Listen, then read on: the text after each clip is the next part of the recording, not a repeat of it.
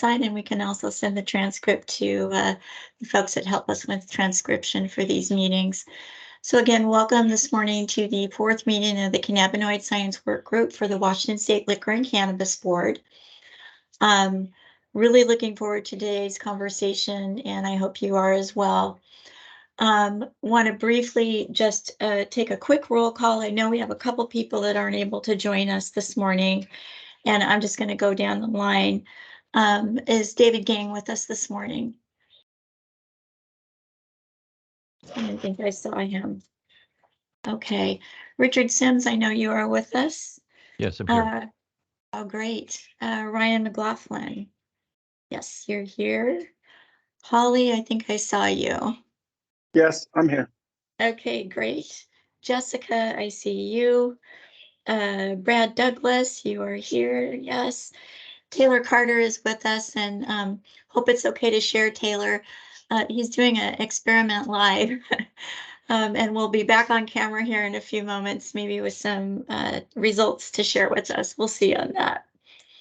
Bill McClay is not able to join us this morning. He's already contacted us about that. Board member Vollendroff is here, I see. Justin's here. Other members from LCB, Nick Pullman. Have I missed anyone? Tracy Klein, you're here. Thank you.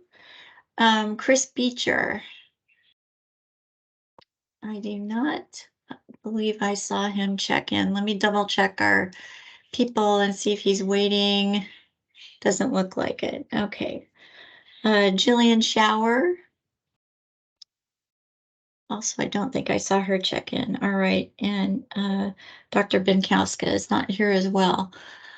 All right.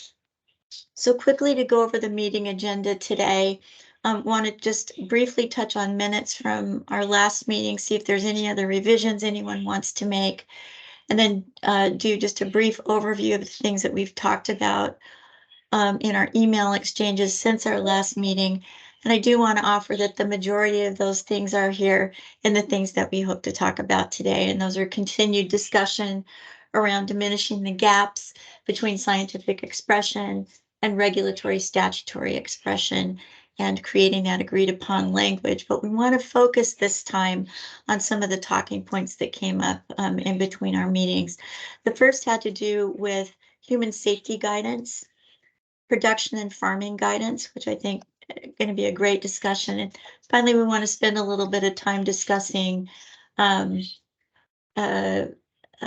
engrossed second substitute Senate Bill 5367 that passed the legislature just recently, and your insights around the definition of cannabis product that's part of that legislation, and the phrase any detectable amount of THC that's found on page 3 of that bill. So if it's okay, I'm going to stop sharing the screen so we can just pay attention to talking to each other at this point. Sound okay? All right. And go ahead and ask any concerns about the minutes as they were presented and shared this last communication with folks. Everybody okay with minutes? Thumbs up, okay? Okay, looks good. All right. And then if I may, I'm going to go ahead and start our conversation here about 5 minutes early because I think it's going to be a great discussion today, and I'd like to start it sooner than later. So I'd like to start with our first question here, our first discussion topic, and that is the thinking around human safety guidance. And the first question that I'd like to pose to the group, and I'm going to kick it over to Jessica to maybe get us started with this. And that question was, is there a way we could look at cannabis product classes like flower, edibles, distillate versus a single crop, since safety around consumption method could be very different? So let's go ahead and start with that. And Jessica, if you'd like to kick that off, I think that was some of your thinking encapsulated in that question. Yeah, I think, in the state of Washington, we have the ability for consumers to buy flower, and generally in 0.5 gram, 1 gram of flower that they inhale. We have edibles that are 10 milligrams, which, you know, when you think about how much oil actually goes into a 10 milligram candy, for example, it's a fraction of a drop of water. And then we have concentrates that people inhale that are concentrated down floral material that is inhaled. And my thinking is that we, at the beginning of 502, classified those products as all containing the same risk for every contaminant. And I think that that's probably not accurate. And we have the opportunity now, 10 years later, to maybe begin to look at those classes as what risks do they actually hold. So, you know, I think it's pretty apparent that if you think about eating a fraction of a drop of water, the amount of contaminant that can be in there may be very different than inhaling an entire gram of floral material. And inversely, you know, things may be higher risk in one scenario or the other, but I'd really like to see if we could break those product classes out and actually look at contaminants via safety based upon those product classes. That would be my thought around it. Great, thank you. So others.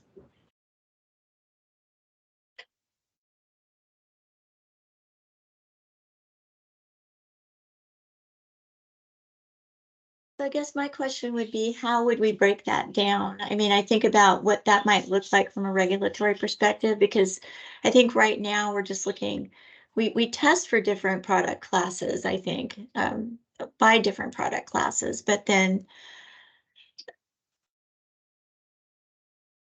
yeah, when we think about human safety guidance, how do we break that down? For flour, what might we say? For edibles, what might we say? How could we parse that out? Because I think, you know, as you know, consumption method is going to provide different safety concerns or things that people might want to know about or be educated about. What do others think?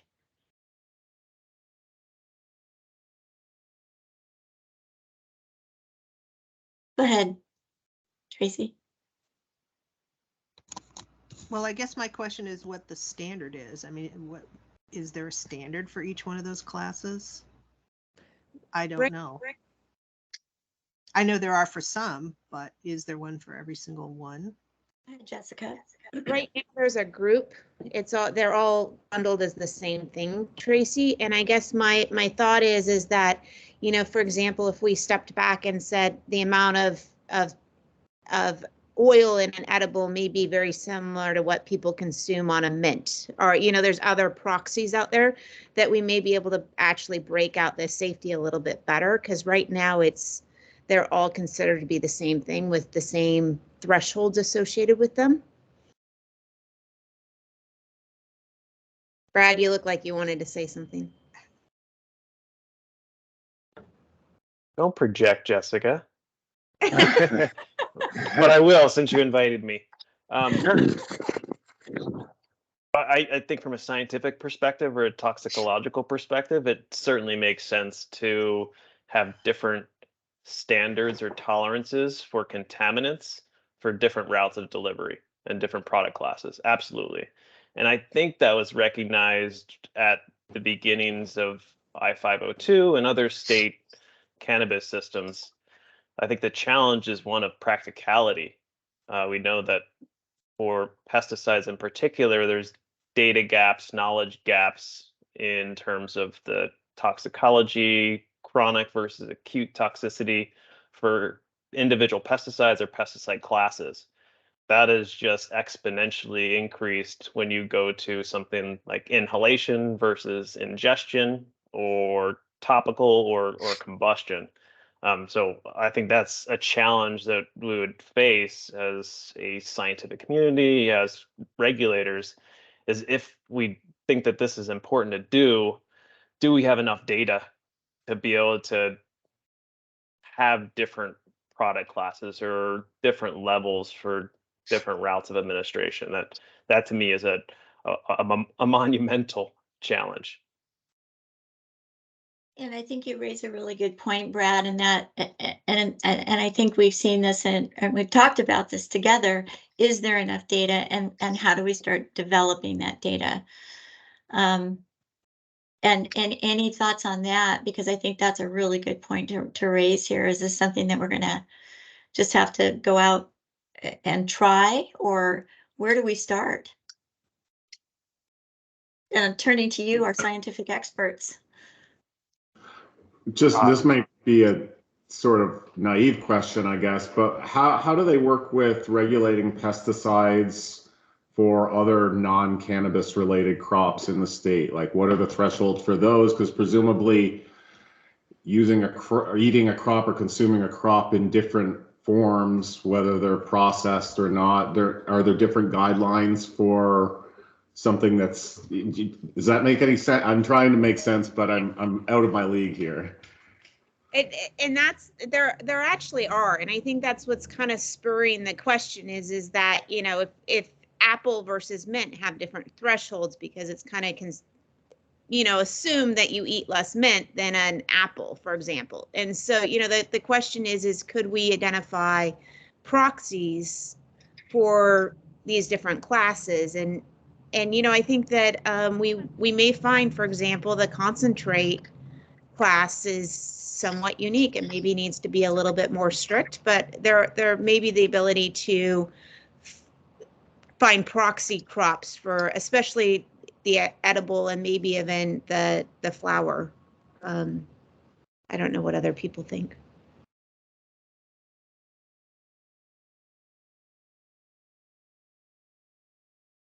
So go ahead, Holly. Yeah, I was going to say, I noticed that when I was doing the analysis on like the residuals in concentrates, and that's mostly where you're going to get those because you don't use like your butanes and your hexanes and stuff on flour necessarily. But also we run into an area where you've got you have edibles that are made with, like they call it full spectrum extracts, or they call it, you know, cannabis, like it's, I don't know how they phrase it for sale or retail, but it is something that they do make a distinction even in the edibles. What's the source? Is it full flower source or is it concentrate source? And I know that too, when you have a small amount of pesticide, for instance, that's contained in a batch of flour per se, and you extract that out with some sort of a carbon-based solvent, anything that dissolves in that as pesticides will wind up in a higher concentrated form in your concentrate. So there are some things that do have some crossover, and I didn't mean to muddy the waters, but I believe that we do have some muddy waters already.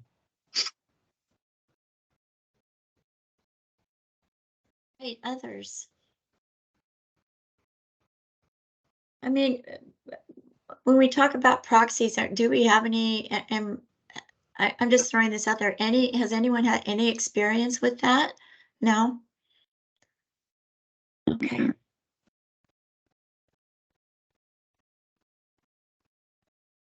All right, any other discussion on that? Because I want to keep us moving along so we have plenty of time to touch on these topics. Go ahead, Jessica. The one other thing that I would say on this is I'd like to see if we could also break out the question of what is safe soil for our farmers and figure out if maybe using WSU or somebody else, we can actually begin to look at what levels in the soil correlate to what levels in the floral material, because a lot of other crops have that threshold established, so they can determine whether or not they're, you know, the cherries will be safe or the apples. You know, they plant different crops in different soil based upon the likelihood that the product will be unsafe. So if we could start to get that data for our farmers, I think we could address some of these questions and really kind of move things forward as well. And turning to anyone from Nick Pullman, do we have any of that data from WSDA or any of these, anything you can offer there? I would doubt it. Yes, I would doubt we have that kind of data in a ready or easily accessible way to use. I think sometimes, you know, that data could exist, but it would take a real looking at different data sets to be able to compile something that would be useful for us. Okay. Thanks for that. Go ahead, Brad. I wanted to add in using different models. There's a fair amount of ingestion data when it comes to toxicology of insecticides and pesticides. Inhalation's a different story. Right. But there is a decent amount of toxicology data when it comes to tobacco. And I know in the cannabis world, we generally frown upon comparing ourselves to tobacco, but there's a lot of similarities there from a scientific perspective. And I think that that could be used as one analogy or one model in establishing at least inhalation-based tolerances or action levels. And Brad, if I could just have, could you speak a little bit to that concern I think there is to compare cannabis to tobacco for folks who are listening and for people who might listen to this recording? Because I know that's something that we hear at the agency very frequently, and that is just regulate it like tobacco. They're essentially the same thing. Can you speak to that a little bit? Yeah, maybe I can characterize it as emotional, and that tobacco is bad and cannabis is good in very stark sort of black and white terms. But I think they're both plants, and there's a lot of similarities there. It might be different pesticides and other contaminants on the different crops, but there's a lot of crossover too. That when presented with the option of starting from scratch for cannabis, which is largely the case, and having tobacco, which we've had decades of experience in looking at contaminants, I think there's some good data that we can draw upon to maybe make policy. Brad, even like in the DDX stuff, there was some pretty good data on when you combust plant material with DDXs on what actually ends up being inhaled. So I think you're right on the fact that there is some good data out there around inhalation. I'll add that when I was at the Society of Toxicology conference, there was a Dr. Maxwell Lung at Arizona State University, and he specifically looks at the carryover of pesticides and their neurotoxic effects, as well as other physiological toxicological effects. He actually created the pesticide limit for Arizona's cannabis program. So he may be probably the leading researcher in this direction of what's carrying over, what effect is it having, and it may be something to either see what he kind of set for them, or follow his literature to kind of see maybe a good baseline of actual cannabis effects at certain levels from the actual crop to the actual effect. Thank you very much for that, Taylor. That's very helpful. Any other comment on this before we move on? We are at 10:23. We've got several questions to go through still, hopefully.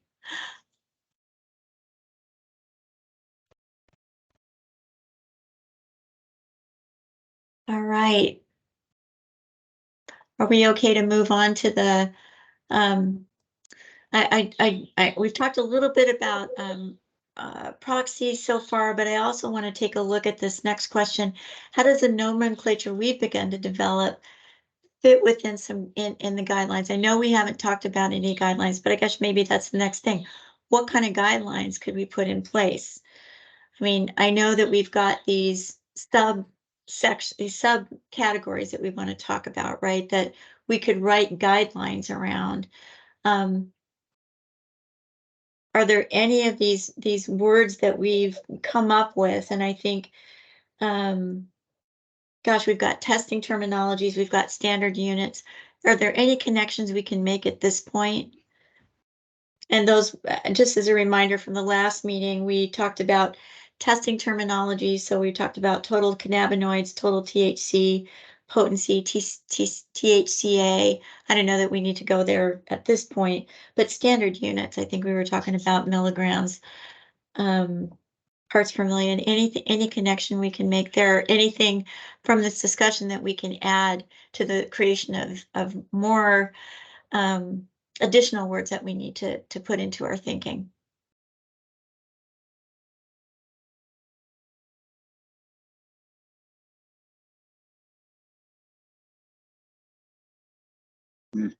Doesn't sound like anything at this point. I think it's pretty early in the conversation, so thanks for that.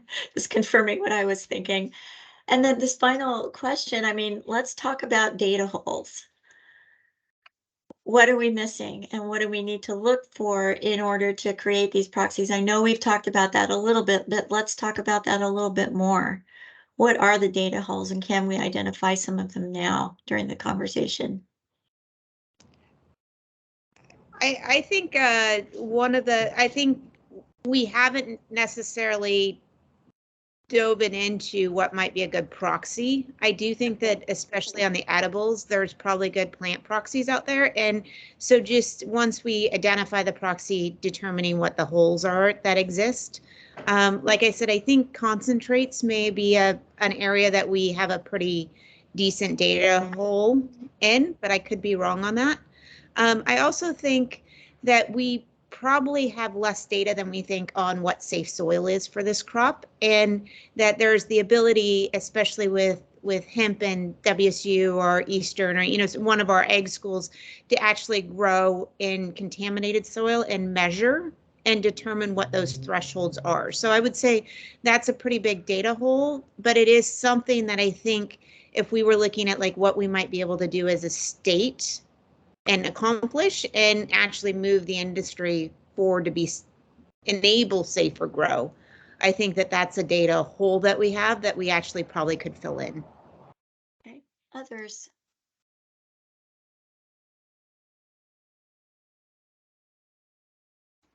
And I want to turn to some of the LCB staff that are with us today. Any questions from LCB staff that we'd like to offer before we move on to the next discussion topic? Hi, Kathy, I'll jump in. So Justin Hornhorn, Policy Director. The issues around tobacco that I would encourage folks to be thinking about are related to, we've seen some comparison, particularly recently with the DDX issues around thresholds for tobacco versus cannabis. When we're looking at products, kind of goes back to the previous discussion and comments that were made on types of products. I think there definitely needs to be some bifurcation between the inhalables that are combustibles versus other types of products that are concentrated, because there's definitely going to be a different threshold. So I know that's probably in your minds already, but I wanted to put it out if some folks weren't thinking about it, because I really appreciated that earlier comment that different product types are going to be viewed and affect people differently based on that product type. So thank you.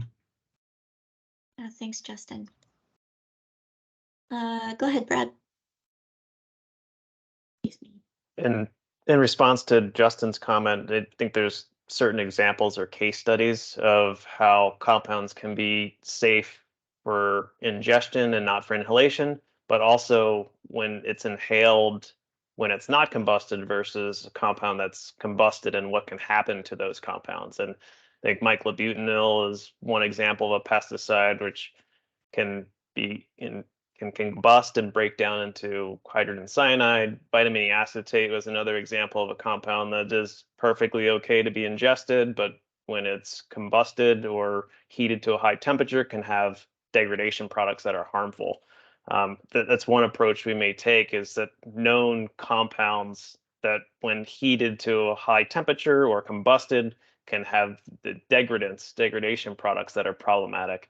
You can highlight those for specific differences between ingestible products or inhalable products. Thank you for that, Brad. All right, any other discussion before we move to the next topic for today? And no other comment from LCB staff? Not at this time. Okay. All right, so let's go ahead and move on to the next topic, and that was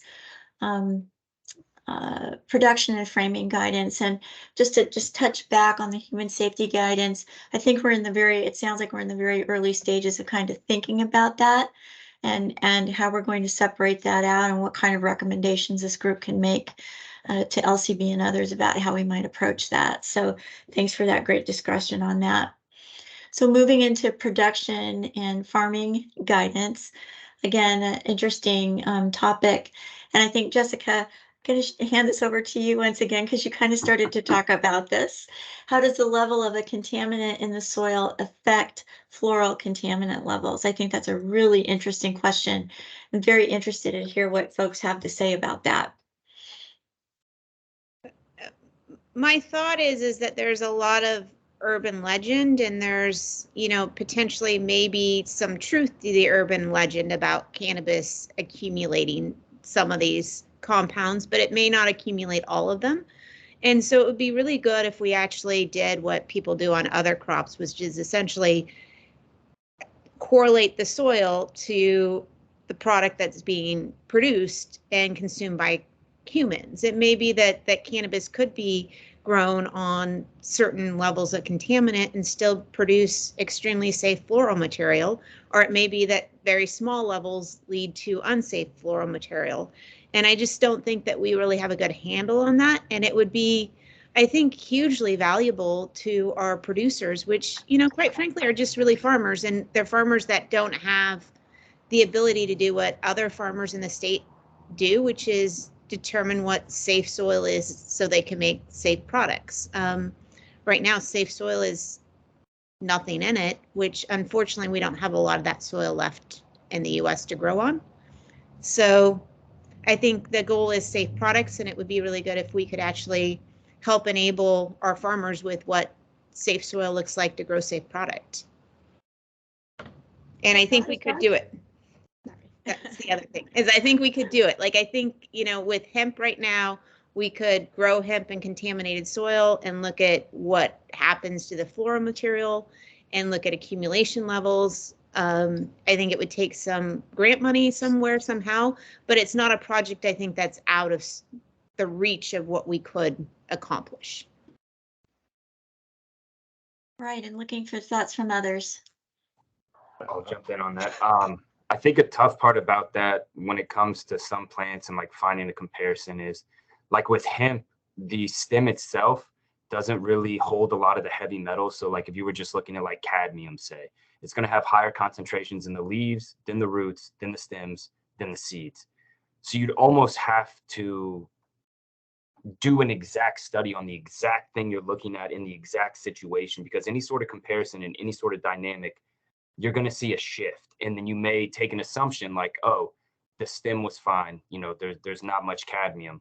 But if you would actually had a floral, you know, sativa plant, and there's a lot of cadmium in that, in the actual flower, but you missed that.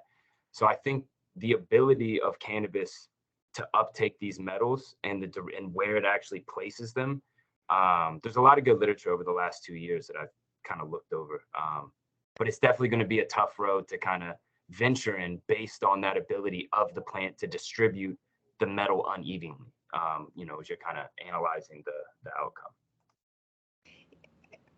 I hear you, and I agree, Taylor, and I think that that's why we would have to probably limit it to like oil producing hemp, you know, a CBD varietal, and then look at the floral material or something like that. Like be very clear on, you know, we're looking potentially at this floral material for that's analogous to what people are consuming in this market. But I think you bring up a good point, Taylor, in that there is decent data about hemp being a metal accumulator. Are you aware of any data showing hemp to be even by class, a pesticide accumulator, or any other, you know, classes of compounds aside from metals?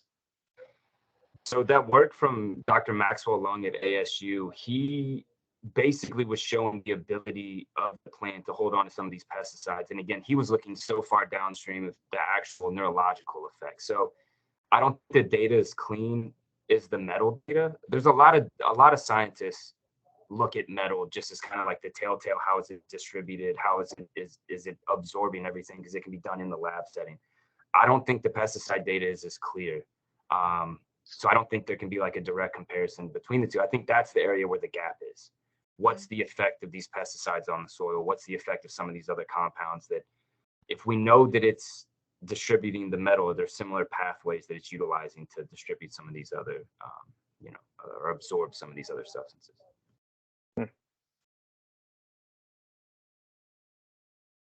I'd love to hear from others.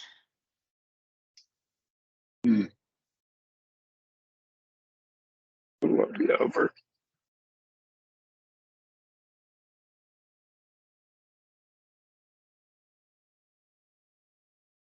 I'll ask Jessica, do you know if there are any state programs or anybody else? Are there state programs to do what you described for other crops? Is there an apple program that looks at?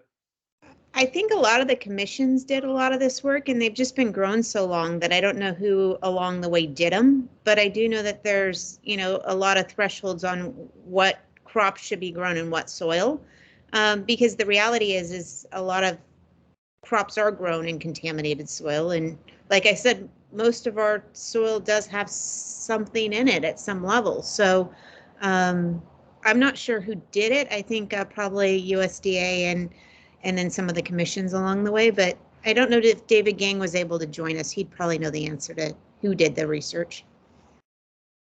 I don't believe I see him. I think we'll have to reach out to him afterwards. But yeah, that's a really good question. And Brad, I mean, do we know if other states have done this? I mean, just going outside of Washington.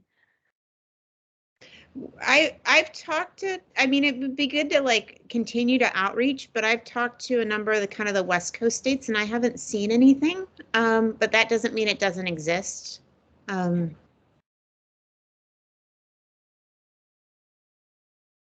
Okay, and then on to if we could, everybody move on to the next question. Okay, and that is, and I think this it's a nice segue. Are there any studies we could explore doing in the state on hemp with our local universities? That means accessing, larger testing networks across state lines to help generate that data. And again, I think that might be, David could help us there. But Tracy, any insight you could offer there?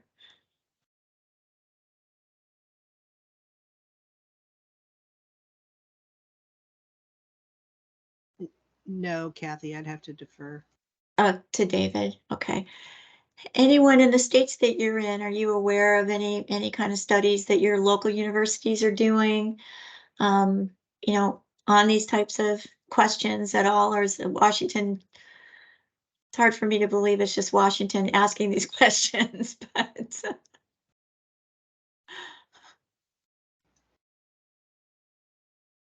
okay. I'd like to say that the reason I think I was the one that tossed out the hemp on this is that you can send it across state lines, and some of these testing for some of these pesticides, in order to get more than one lab to test it so that you can kind of confirm your test, oftentimes does require sending it across state lines. And so that was the rationale for maybe why we would do some of this on that. On the hemp plant, yeah, that makes sense.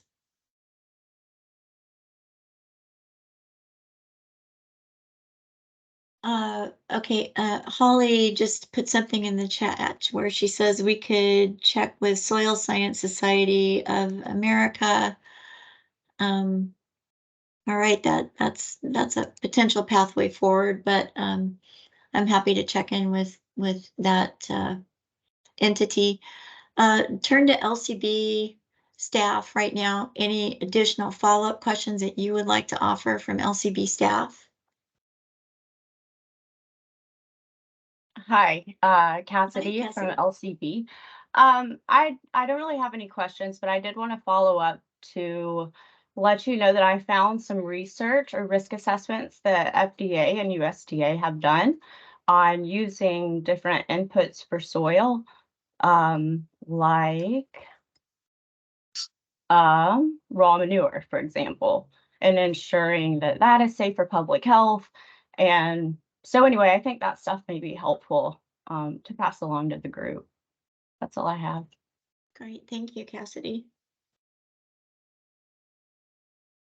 All right, so before we move on to the discussion about any detectable amount of THC and 5367, before we close down this part of the discussion about human safety guidance and production farming guidance, it sounds to me like we're not at a point where we can really start framing guidance in this discussion today. It sounds like what I'm hearing is we need to do some more research, kind of get our arms around what that guidance might look like.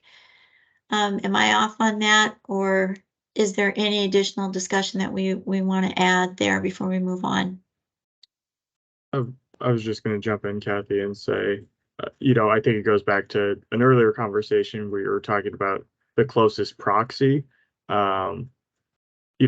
I think it's a similar problem. Food deals with this problem a lot in food testing, where you say, hey, I have a new food.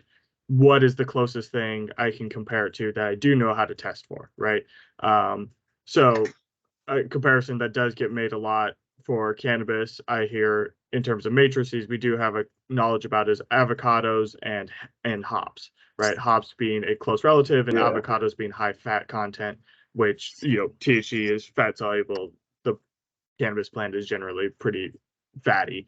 So, they do have different growing systems. Typically, the plants are a little bit different, but when you're making these comparisons in foods, you're looking at which foods have similar fat content or carb content or water content that I can compare it to. So it's not to say research directly on cannabis wouldn't be ideal. It is, but if you can look at plants that may have similar outcomes or similar product types, you can at least start to get a narrowing of the pathway you need to be on.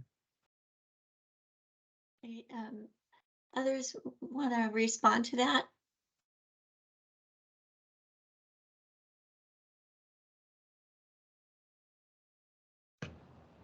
Appreciate it. Go ahead, Jessica. I was just going to say the only thing I think that's a great idea. The only thing I would say is we have to also remember that we have a 10 milligram cap on edibles. So, 10 milligrams is going to be very different than consuming a whole avocado.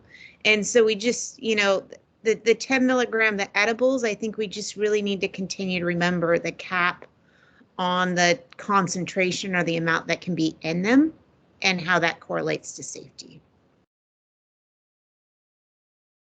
And I guess the other thing I was going to say is it would be really good if we maybe could make a plan to begin to look at the product classes, figure out a table to break that out and actually get, if that's a path we want to go on, beginning to do it. I don't know if it's a path we want to go on, but if we do, actually start looking at what that looks like.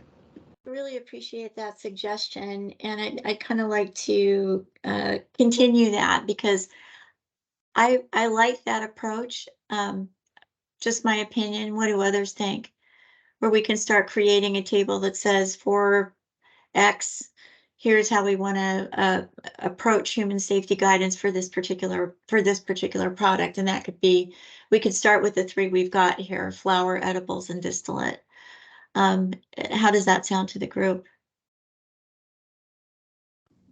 Sounds It good. makes sense. Okay, and then that's something that we can start. I can start putting that together in between this meeting and our next, and we can really start sinking our teeth into that in the next meeting, and perhaps in between meetings start filling in some of the material that we'd want to have in that table, or that we want to consider in that table. So that's a great step forward, and thanks for that suggestion very much, Jessica. Really appreciate it.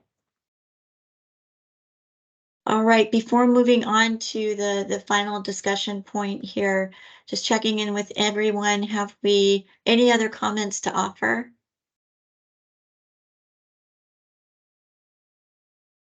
I might Go ahead, I Brad. might underline what another thing Jessica said there, and that's the importance of exposure for different produce or different things that you can be exposed to. I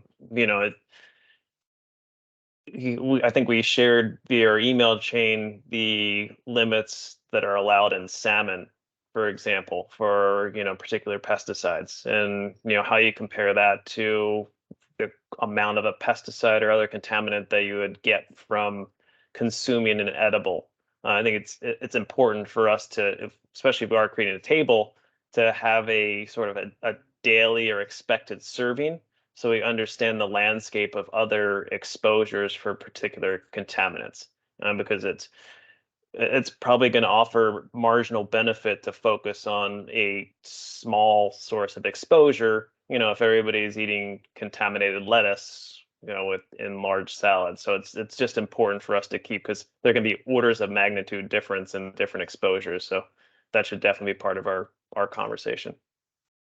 Yeah, thank you for bringing that up. I think the other thing that we can start doing in these tables is beginning to integrate some of the nomenclature that we've put together, and adding meaning to those words as well. So I think this is a nice way to bring all of that work together up to this point. So kind of begin to culminate some of the discussions that we've had into one table. That can be very helpful. Okay, so I know I keep kind of getting us to this, excuse me, this precipice, and then there's more thinking, which is great, and we want to see that happen. Any other thinking that we want to share before moving into the final discussion topic? Go ahead, Richard, please. Yes, USP 232 has an excellent discussion that relates to the difference between daily exposure based upon differences in how much we consume, differences between apples and peaches and other items, and then how that gets converted into an action limit or a threshold based upon route of administration of a pharmaceutical. The discussion there centers around heavy metals, but it's applicable to what we've been talking about. Again, that was USP 232. Thank you very much for that. That is very helpful. Okay. Anything else? All right, if anything comes to mind, please feel free to send an email. And of course, we'll have discussion in between meetings. So again, thank you for that really great discussion on those first two talking points. And it looks to me like we're headed in the right direction on creating some guidance here, at least preliminarily. So that's a good thing. So I'd like to move into our discussion on any detectable amount of THC.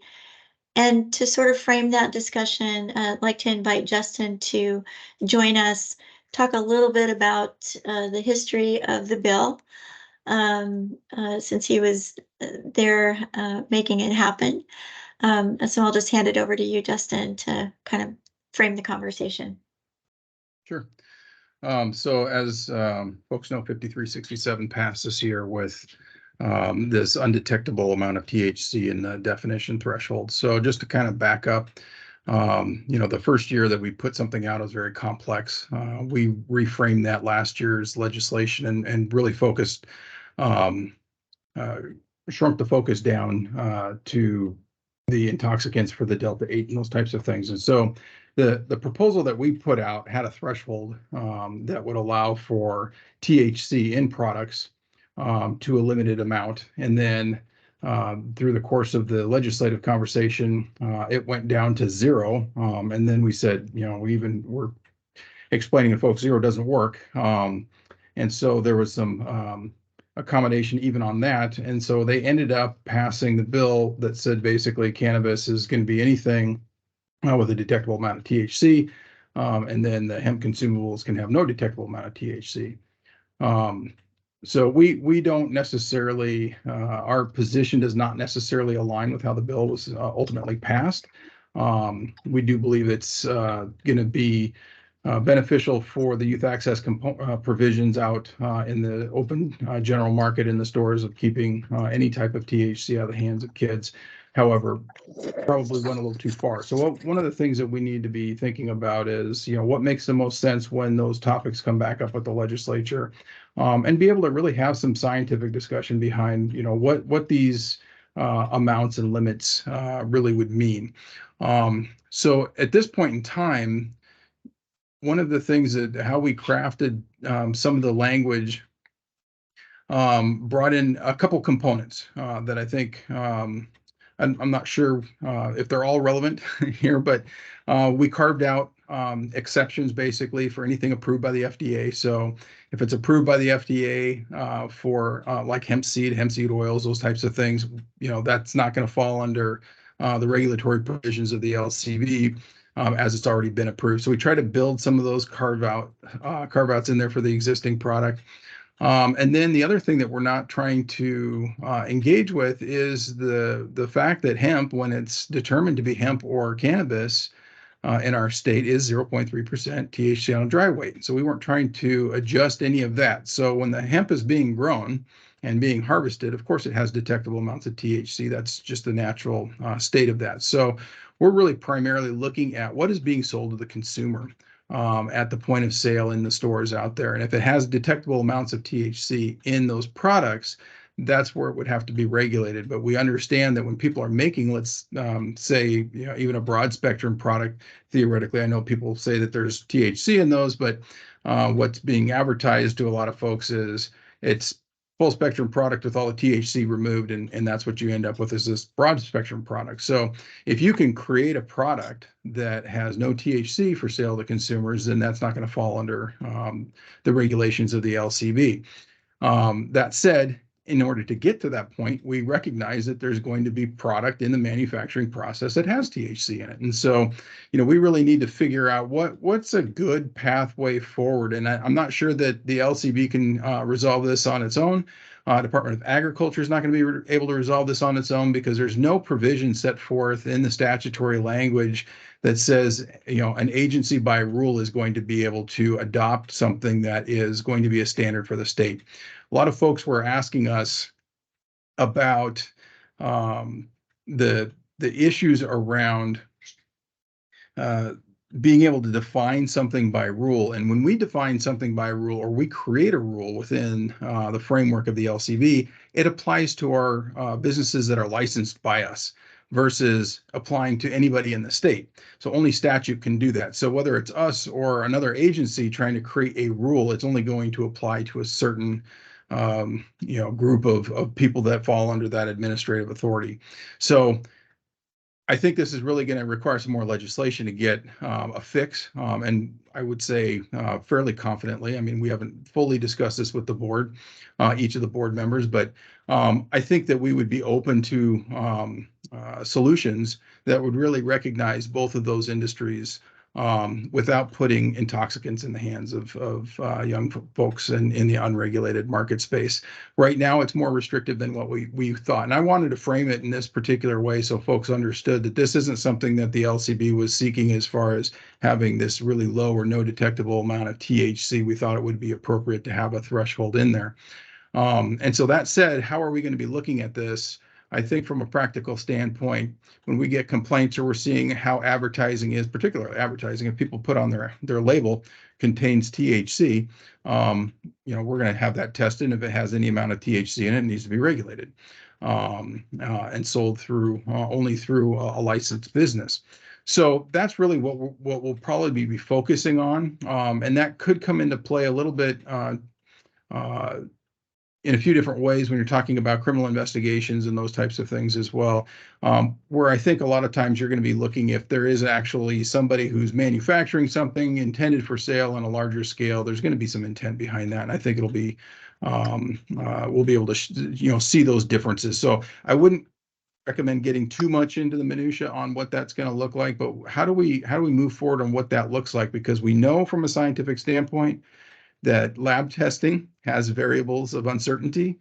And so therefore, zero just doesn't work. And so how do we quantify, no detectable? Well, if it hits, we have to have a standard because not every lab can test to the same levels. And so if somebody were to say, well, my level's, 2 milligrams, and if anything below that, we just don't even test for, so it's non-detectable. Well, that's not doing the licensee any good because, of course, we'll be able to detect that in other areas. And so what is a good standard that we should be looking at? What is a good reasonable application of this particular provision without trying to trump the RCW, because we can't do that. So that's kind of where the conversation, we would appreciate some feedback around that. Justin, it was my understanding, and it might be inaccurate, that there was going to be essentially a what that threshold for detection would be set in rules. You know, very similar to, like, I tell people, it's like telling people you don't drive too fast. What does too fast mean? There's a speed limit. And right now that there's not a detectable, what a detectable limit is that detectable limit, do you guys feel that you guys can't set that detectable limit? Yeah, we wouldn't be able to say specifically in our rule set that at this particular point is the detection level. We may have something that says we expect labs to test down to a certain standard, and so then we're not looking at the other stuff. But at the same time, if we were to say you can have up to, let's say, 2 parts per million in a level, well, if it's 1 part per million, it's still detectable, and that goes against RCW. And so, we would, I think the better strategy for implementation and approach is to say, okay, let's have a common standard that labs would test down to, and then, we're not going to necessarily dig deeper on, some of these other areas, I guess. But we can't do it by rule. We can't come out and say, here's a number, because if there's a number, it's detectable. So that's really a challenging aspect, and it's really going to take all of you to help us figure that provision out, because that is not really where we wanted to see the bill end up. And this is very much more complicated than we would have liked to have seen it. Oh, I completely understand. The reason that I asked is, as you know, different equipment in different labs are going to have different thresholds. And so I think that, the concern is if somebody tests a product at a specific lab and they're working off of a certain, data set that, hey, this is what it is, my product doesn't contain THC kind of report, and then it's tested on more sensitive equipment. My understanding was there would be some sort of, and it sounds like what you're thinking is like labs have to test to this detectable limit. I guess my concern is inversely, if a lab tests on more sensitive equipment, where that liability falls. Does that make sense? Yeah, and that's why I think it's really important to coordinate this with the Department of Agriculture, because any tests that we conduct on an investigative purpose is through them. And so, if they can detect it, we need to understand what those levels are. What are they testing to? And then, some labs, if they're not able to go that low, then, they may be wanting to at least disclose that to their customers to say our equipment only goes down to a certain level. So, buyer beware, in a manner of speaking, that, that this may not necessarily be the the result that is going to be, the be all end all if it actually gets tested later downstream. So I think it's really important to understand where ag is on this. I think it's important to understand how the science works when we're talking about how the lab testing is done, the sensitivity of equipment. What does that mean? What does that look like? And what's reasonable in the application of this particular provision? I think the intent is, let's not have this stuff in an unregulated area. Let's not have it going to kids. And so, okay, how do we keep that just, we have safe product. What does that look like? And where should we be at a standardized approach?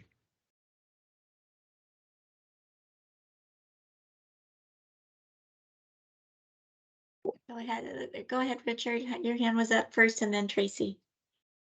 I live in a state in which hemp is allowed, but cannabis is not. And therefore, we often test samples that are hemp. And in many cases, we're looking at Delta 8 THC products. We see test results for Delta 8 THC products that were obtained by HPLC analysis with UV detection, and the THC is reported as non-detect. When we analyze the same material using GCMS, more specific or selective detector, we invariably find residues of Delta 9 THC, oftentimes higher than 0.3%. So we're not just talking about sensitivity of detection, but we're talking about selectivity of detection. And it's really critical, particularly with regard to determining low concentrations of Delta 9, particularly in some of these CBD conversion materials like Delta 8. In Richard, in Washington, our Delta 8 is now falling essentially under Delta 9 rules. Okay, so then are they added together? Yes, they're added. They're THCs. Justin, you may be able to explain the rule better, but it's all the THCs are not allowed.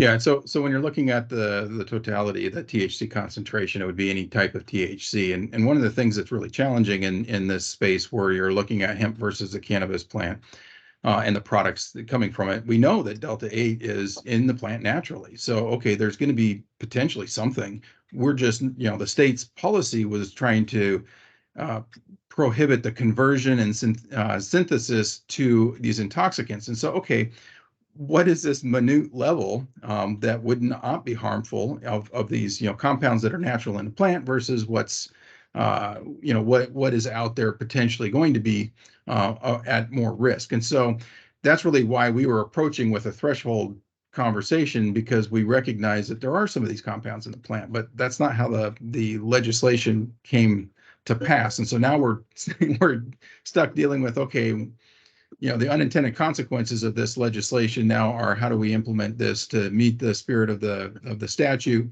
while still being reasonable, and how do we create a standard and a threshold? And going back to my previous comment that the 0.3% is still the threshold for determining what hemp is. And so we're also just predominantly trying to shift the conversation to look at the end product. And so we don't necessarily want to say, let's split the hairs on the product as it's being determined whether it's hemp and that sort of thing. It's okay, you've got your hemp product and you're bringing it to market. So if it's got THC in it still, that's not allowed. If it doesn't, then it's allowed, that kind of thing.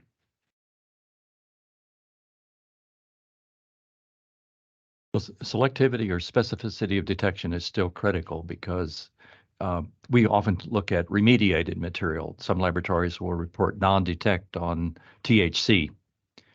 And using a more selective or specific detector, we find residues of delta-9 THC in those remediated materials.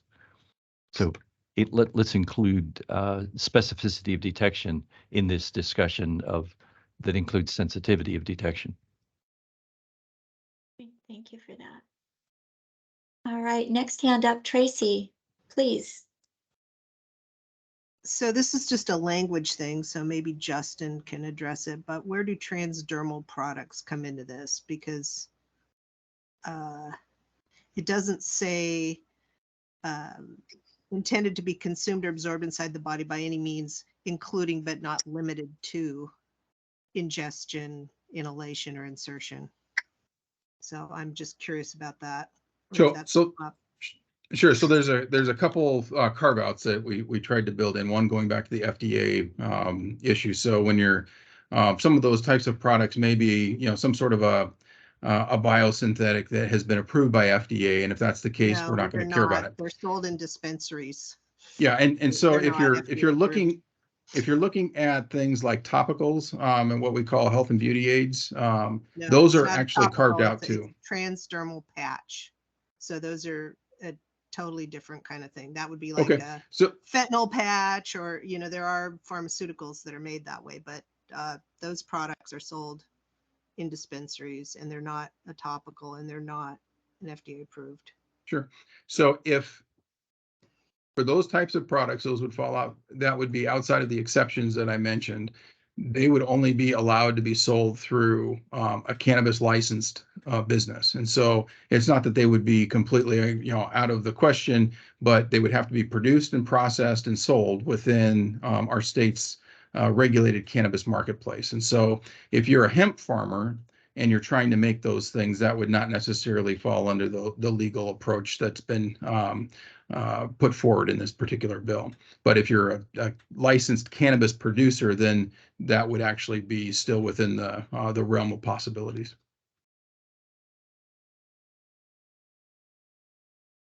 All right, and anything else, Tracy?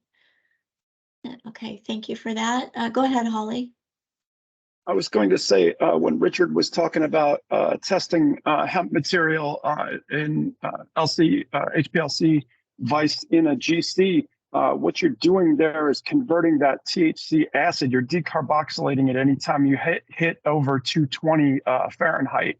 So, I mean, technically, from the way I understand it, the plant, actually growing plant, does not have any Delta-9 THC. It's all in the form of THCA.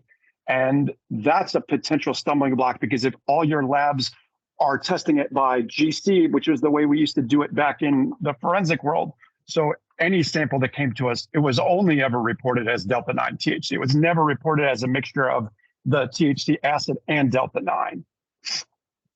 Yeah, and we do have a total THC equation here, so we do account for that if it's not decarbed. We use BSTFA derivatization before GCMS analysis, and that preserves the carboxylic acid moiety. So we differentiate by that derivatization process. Yeah, none of our labs in the state of Washington are using GC. They're all using LC analysis for cannabinoid concentration. I'm also talking 20 years ago. I apologize on that, in the forensic world. It's all good, Holly. Thank you. All good. Others?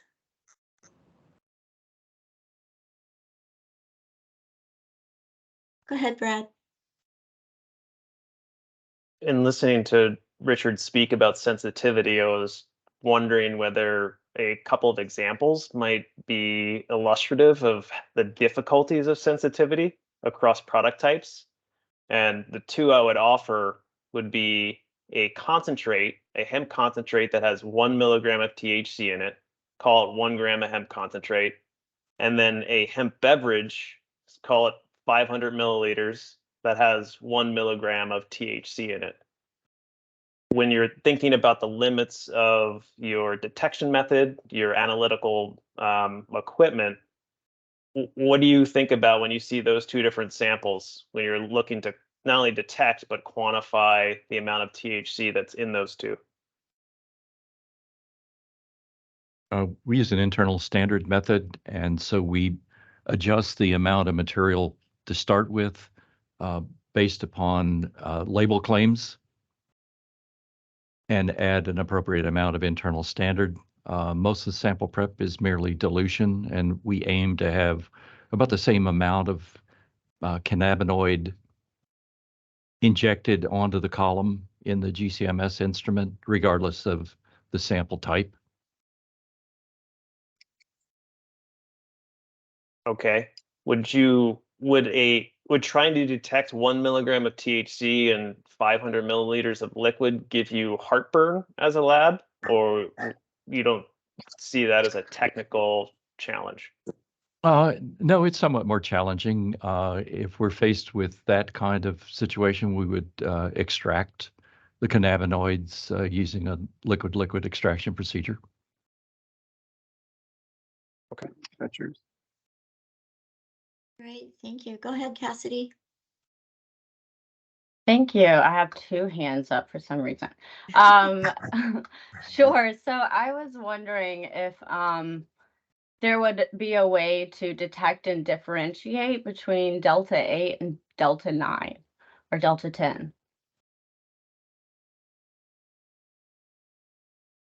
I see people nodding. That's readily accomplished by GCMS methods. It is particularly challenging by HPLC with UV detection because, well, and it's difficult by LCMS as well, because there are impurities in Delta 8 that co-elute with Delta 8 and with Delta 9, and they can't be differentiated by mass spectral methods, but they are readily separated by GCMS methods. Great, thank you. You're welcome. I guess in my mind, for the discussion purposes, it might not matter if they're differentiated, because we cluster them all together. And the biggest issue is if our labs are all HPLC driven, and what thresholds can they accurately detect, and what should that threshold be? I mean, I think in another task force I was on this subject, the question was, what can labs do and what is safe for humans? And I think that we're now down to the what can labs do discussion. And I don't know where that what can labs do discussion goes, or even actually who regulates the what can labs do portion of it. Does that make sense? Am I looking at this correctly? Yes, from my perspective and what I was trying to get at from rulemaking, yes, thank you. That was very helpful.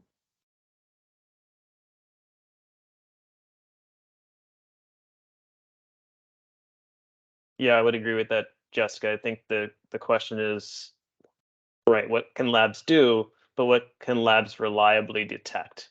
And what can labs reliably not detect, right? Because, anybody that's spent any time in a lab knows that when a sample needs to be perfect, you can do a lot more than if it's lined up with 200 other samples and you have your new analyst working the balance and, any number of factors that can contribute to error in the lab. So I think that question of what labs can do on a reliable basis is important when defining what any detectable amount is. Yeah, Brad, I think that's really important. I'm glad you utilized that terminology there, because I think that could be something that we build into standards and then have some collaboration or agreements between the multiple regulators that are somewhere around this. Because I think it's that's what everybody probably wants, is what is the unified threshold? What's a standard that we can look at? So if we're talking about the reliability of results, I think that's a good starting point for that, and I appreciate that that perspective. The AOAC has published a validated method that is well characterized based upon HPLC with UV detection. It's suitable for determining, I think, 18 or so different cannabinoids in plant material and other matrices. So since that is an approved method by the AOAC, that may be a good starting point. Great. I'll reach out to you for some information on that, if I may, Richard. I really appreciate that heads up there. Others?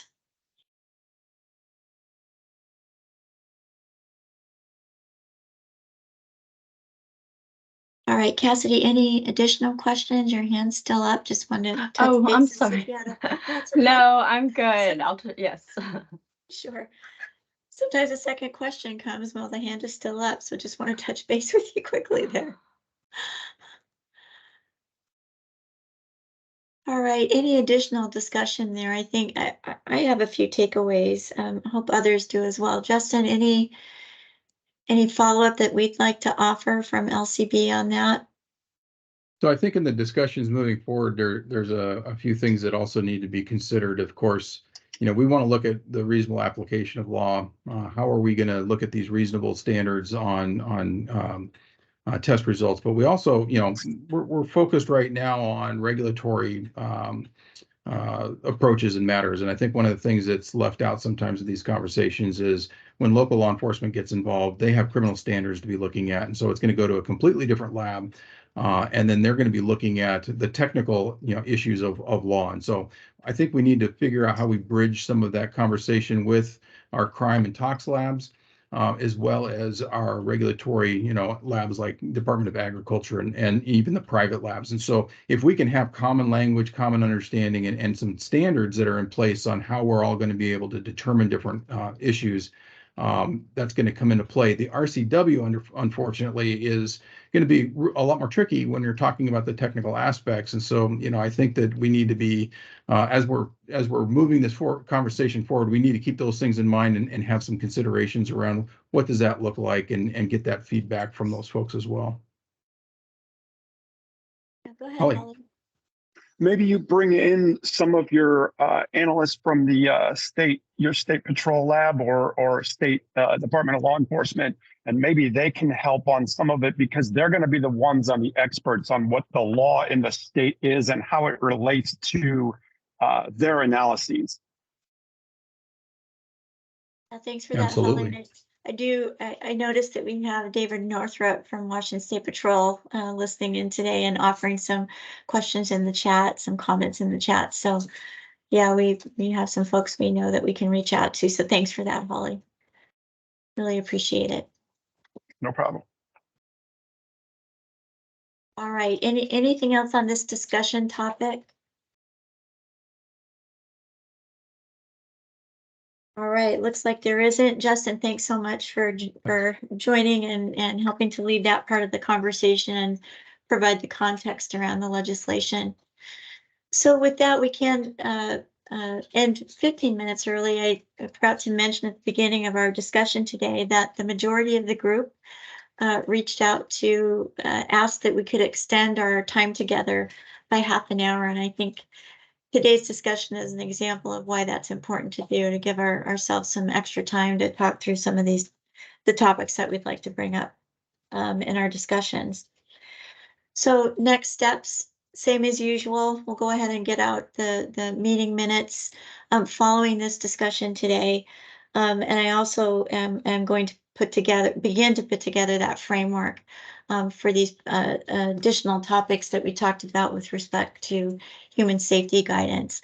I'll start putting that table together and share it with the group in a few weeks so we can start filling in content, asking questions. For those who offered resources, I'll be reaching out to you just to follow up, make sure I've got links to those resources. I'll try to find them myself. If I can, I'll reach out to you for follow-up, or if you are inclined, go ahead and send links my way and I'll share them with the group, or you can as well. So anything else for the good of the order before we close today's discussion? All right, well, thanks again very much for a great conversation today. We will see you again in August. I cannot believe it's June, and I also can't believe that our next meeting is in August, but Thanks, Kathy. year is going really quickly. All right, take care, everyone. Thank Thank you. you. Thank you. Goodbye. Bye. Have a good day. Bye.